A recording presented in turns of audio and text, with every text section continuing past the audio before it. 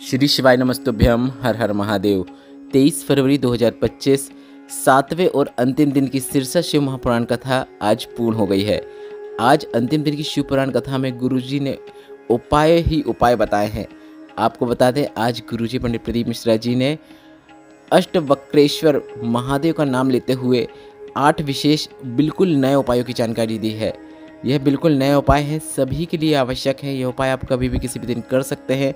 यह सभी 8 नए उपाय हम आपको सरल भाषा में समझाने का प्रयास करेंगे। यह उपाय आपको अष्टवक्रेश्वर महादेव का नाम लेते हुए करना है। इसके साथ ही आज की शिव पुराण कथा में गुरुजी ने 21 दिनों में विपत्ति को दूर करने वाले बिल्कुल नए उपाय की जानकारी दी है। इसके साथ ही आज शिव पुराण कथा में गुरुजी ने बताया, अगर आपके घर में छोटा शिवलिंग है, अगर आप कहीं घूमने जाना चाहते हैं तो आपको क्या करके निकलना चाहिए ताकि शिव की कृपा आपको हमेशा प्राप्त होती रहे। इसके साथ ही घर में अगर आपका थोड़ा बड़ा शिवलिंग है तो आपको क्या करना चाहिए ताकि अगर आप घर के बड़े शिवलिंग का पूजन अर्चन नहीं कर पा रहे हैं और ऐसे में भी आपकी शिव की कृपा आपको हमेशा प्राप्त होती रहे तो क्या करना है, संपूर्ण जानकारी हम आपको इस वीडियो के माध्यम से देने वाले हैं। आपको बता दें, आज सातवें और अंतिम दिन की श्री शिव महापुराण कथा में गुरुजी पंडित प्रदीप मिश्रा जी ने कुल 15 उपाय पत्र और उपयोगी जानकारियाँ दी हैं। सभी की जानकारी हम आपको इस वीडियो के माध्यम से दे देंगे। अगर किन्हीं कारणवश आपने आज की कथा नहीं सुन पाई है तो पूरी कथा का रसतत्व आपको इस छोटे से वीडियो से प्राप्त होने वाला है। पिछले वीडियो में हमने आपसे प्रश्न किया था कि अगला कुंभ का मेला कहाँ लगने वाला है, तो इसका सही उत्तर है नासिक, जो कि 2027 में लगने वाला है। बढ़ते हैं आज की कथा की पहली विशेष जानकारी की ओर। गुरुजी ने कहा, जब हमारे पास दुख आकर खड़ा हो जाता है तो हमें भोलेनाथ के श्री शिवाय नमस्तुभ्यम मंत्र के पास जाना चाहिए, या फिर पंचाक्षर मंत्र नमः शिवाय, या फिर षडाक्षर मंत्र ओम नमः शिवाय, या फिर श्री शिवाय नमस्तुभ्यम। मतलब आप किसी भी मंत्र का उच्चारण अवश्य कीजिए। आप जो भी मंत्र का उपयोग करते हैं वह कार्य जरूर करता है और उसका फल आपको निश्चित प्राप्त होता ही है। बढ़ते हैं आज की कथा की दूसरी विशेष जानकारी की ओर। गुरुजी ने कहा, टीवी के सामने बैठकर कथा सुनते हो उसका फल भी मिलेगा, दुकान में बैठकर कथा सुनते हो उसका भी फल मिलेगा, मंदिर में बैठकर कथा सुनते हो उसका भी फल आपको अवश्य प्राप्त होता है। किसी साधु के आश्रम में बैठकर कथा सुन रहे हैं तो लाख गुना आपको फल मिलता है। किसी ज्योतिर्लिंग में बैठकर अगर आप कथा सुनते हैं तो उसका फल आपको करोड़ों गुना प्राप्त होता है। बढ़ते हैं आज की कथा की तीसरी विशेष जानकारी की ओर। गुरुजी ने कहा, सारी मूर्तियों का प्राण प्रतिष्ठान करना आवश्यक होता है, पर नर्मदा से निकला कंकड़ शंकर का स्वरूप होता है। वह सीधे पूजनीय है, सीधे आप उसका पूजन अर्चन कर सकते हैं। उसे सिद्ध करने की, प्राण प्रतिष्ठान करने की आवश्यकता नहीं होती है। बढ़ते हैं आज की कथा की चौथी विशेष जानकारी की ओर। गुरुजी ने कहा, सीहोर के कंकड़ रूपी शंकर को भी आप सीधे पूजन अर्चन में उपयोग कर सकते हैं, उसे भी सिद्ध करने की आवश्यकता नहीं होती है। बढ़ते हैं आज की कथा की पांचवी विशेष जानकारी की ओर। गुरुजी ने कहा, आपको अपने मंत्र को सिद्ध करना है। आप जो भी मंत्र लेते हैं उसका आपको बार बार हर समय जाप करना चाहिए। ऐसा करने से वह सिद्ध हो जाता है और आपके जीवन का कल्याण करने वाला होता है। बढ़ते हैं आज की कथा की छठवीं विशेष जानकारी की ओर। रजनी जी पत्र लिख रहे हैं जिसमें उन्होंने लिखा, मेरी भाभी जब 5 महीने की गर्भस्थ थी तो उन्हें एक ऐसी बीमारी हो गई जिसमें शरीर की सभी नसें चोक होने लगती हैं। उनको वेंटिलेटर में डाल दिया गया। डॉक्टर ने भी कहा कि इस बीमारी का कोई इलाज नहीं है। उन्हें 4 महीने वेंटिलेटर में रखा गया। इसके बाद जब ऑपरेशन का समय आया तो डॉक्टर ने कहा माँ और बच्चे में से सिर्फ एक को ही बचाया जा सकता है। इसके बाद उनकी नासिका में नली डाल दी गई और हॉस्पिटल की नर्स ने सीहोर के रुद्राक्ष को हमें दिया और कहा कि रुद्राक्ष वाला जल थोड़ा सा इनके मुख में डाल दो। हमने ऐसा ही किया। इसके बाद ऑपरेशन हुआ, बेटा हुआ और इसके बाद माँ भी धीरे धीरे ठीक हो गई। माँ बेटे अब दोनों ठीक हैं। उसी का आभार व्यक्त करने हम कथा पंडाल में आए हैं। बढ़ते हैं आज की कथा की सातवीं विशेष जानकारी की ओर। गुरुजी ने कहा, जितना बड़ा शिवलिंग होता है घर में उतना अधिक पूजन अर्चन करने की उसमें आवश्यकता होती है, और जितना छोटा शिवलिंग होता है उतना ही अच्छा होता है। अगर आपके घर में छोटा शिवलिंग है या फिर बड़ा शिवलिंग है और अगर आप घर से कहीं घूमने जा रहे हैं, कुछ दिनों तक आप पूजन अर्चन नहीं कर पाएंगे तो आपको क्या करना चाहिए ताकि शिव की कृपा आपको प्राप्त हो सके। जो आज जानकारी गुरुजी पंडित प्रदीप मिश्रा जी ने दी है वह ध्यान से सुनिएगा।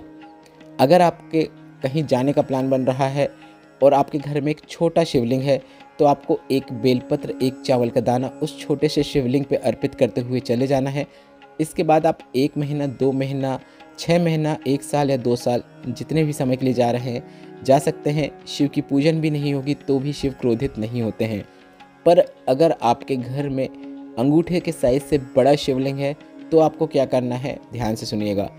एक बेलपत्र लेना है और इस बेलपत्र को आपको एक प्लेट में रखना है। इस प्रकार से बेलपत्र को प्लेट में रखें कि बेलपत्र की जो डंडी होती है वह उत्तर दिशा की ओर होना चाहिए। इसके बाद इस बेलपत्र के ऊपर वह बड़ा शिवलिंग आपको रख देना है।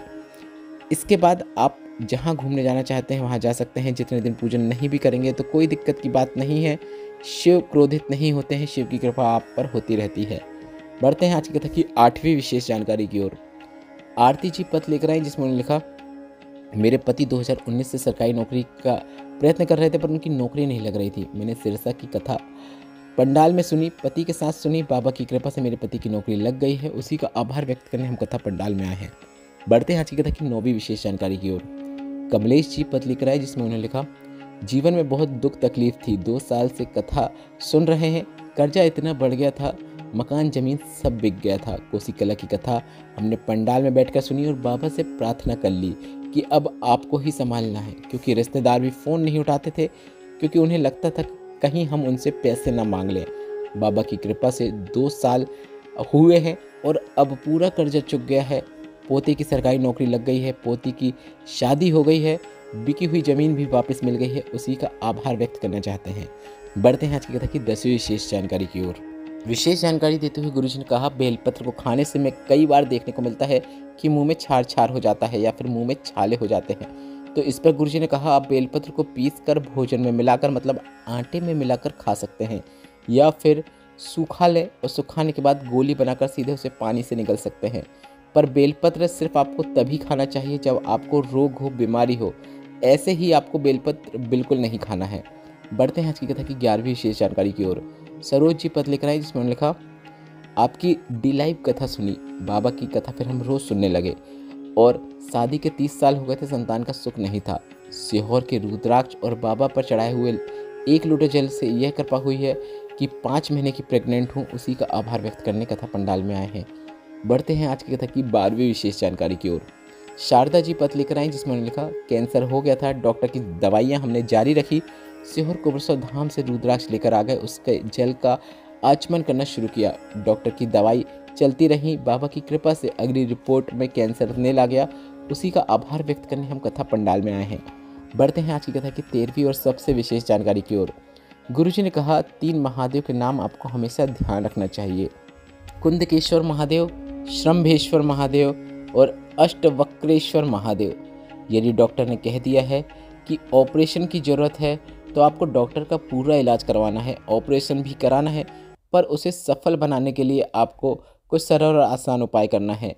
अगर आपको दवाइयाँ आप ले रहे हैं, दवाइयाँ कार्य नहीं कर रही हैं, तो आपको कुंदकेश्वर महादेव का नाम लेते हुए उन दवाइयों को खाना है। दवाइयाँ अवश्य कार्य करेंगी। शरीर में 8 अलग अलग स्थानों पर होने वाले दर्द से जुड़े 8 अलग अलग उपाय आज गुरुजी ने शिव पुराण कथा के दौरान बताए हैं। अब वही उपाय हम आपको सरल भाषा में समझाने का प्रयास करेंगे।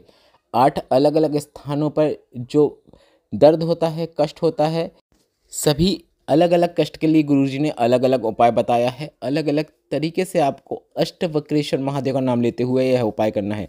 मतलब सभी उपायों में आपको अष्टवक्रेश्वर महादेव का नाम स्मरण करना है, इस बात का आपको ध्यान रखना है। इसके साथ ही शरीर में पीड़ा है, कष्ट है, दर्द है, तो आपको डॉक्टर को दिखाना है।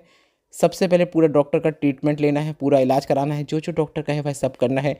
पर इसके साथ ही साथ आप यह सरल आसान उपाय भी अवश्य करें, आपको शीघ्र अतिशीघ्र रोग मुक्ति देखने को मिलेगी।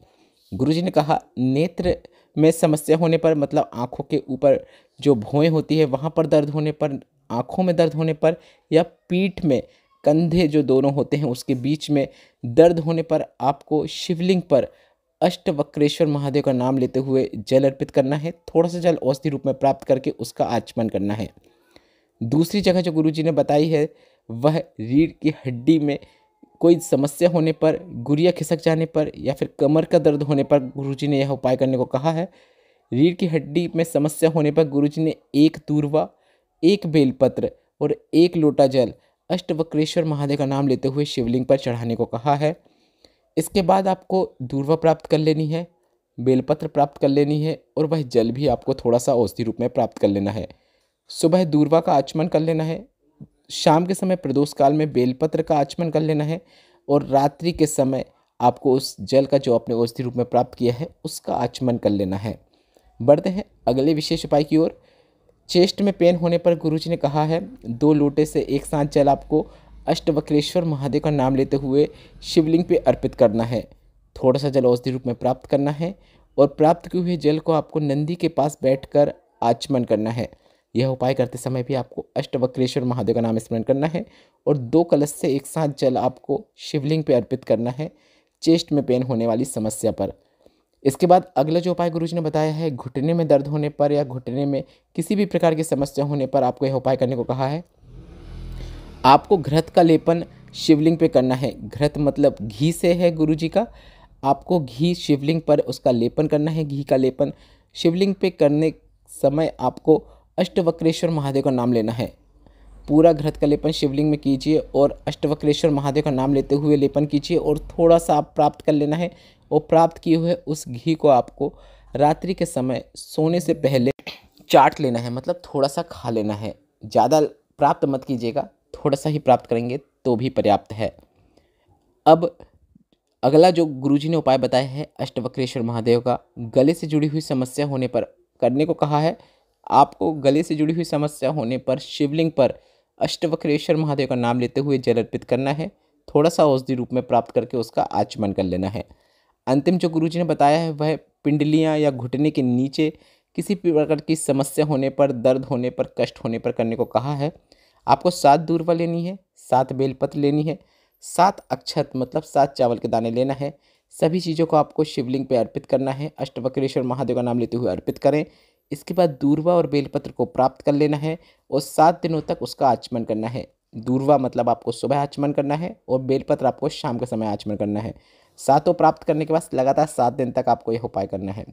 बढ़ते हैं आज की कथा की 14वीं विशेष जानकारी की ओर। बिल्कुल नए और विशेष उपाय की जानकारी देते हुए गुरुजी ने आज बताया, जब आपके जीवन में दुख की घड़ी आए, जब आपके जीवन में तकलीफ आए, तो आपको 1 दूर्वा, 1 बेलपत्र, 1 चावल का दाना लेकर घर में ही बैठना है और अपने हाथ की सीधे हाथ की हथेली में तीनों चीज़ें लेना है। मतलब 1 दूर्वा, 1 बेलपत्र, 1 चावल का दाना लेना है और अपने हाथ की हथेली में लेने के बाद श्री शिवाय नमस्तुभ्यम मंत्र का जाप आपको 108 बार करना है।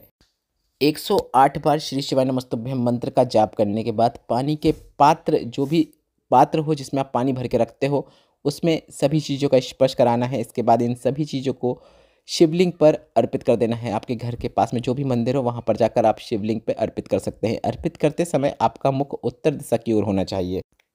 गुरुजी ने कहा है कि 20 दिनों तक लगातार आपको यह उपाय करना है। 21वें दिन में आपका दुख खत्म हो जाएगा, यह निश्चितता है। अब यह उपाय करते समय आपको कुछ बातों का ध्यान रखना है। मंत्र का जाप बेलपत्र, दूर्वा और अक्षत को अपने हथेली में रखने के बाद ही शुरू करना है और श्री शिवाय नमस्तुभ्यम मंत्र का जाप आपको 108 बार अपने घर पर ही करना है। इसके बाद पानी का पात्र में आपको स्पर्श कराना है और सभी चीज़ों को भोलेनाथ के मंदिर में जाकर शिवलिंग पे अर्पित कर देना है। बढ़ते हैं आज की कथा की 15वीं और अंतिम जानकारी की ओर। गुरुजी की आगामी शिवपुराण कथा 6 मार्च से 12 मार्च 2025 तक भटिंडा पंजाब में होगी। कथा पंडाल का एड्रेस है पटेल नगर, रिंग रोड, भटिंडा, पंजाब। इस वीडियो में बताए गए उपायों से संबंधित कोई प्रश्न हो तो वे आप कमेंट बॉक्स के जरिए पूछ सकते हैं। मेरे द्वारा दी गई जानकारी अगर आपको थोड़ी सी भी उपयोगी लगी हो, आज की कथा से आनंद की प्राप्ति हुई हो, तो इस वीडियो को लाइक करके कमेंट बॉक्स में श्री शिवाय नमस्तुभ्यम या फिर हर हर महादेव अवश्य टाइप करें। श्री शिवाय नमस्तुभ्यम, हर हर महादेव।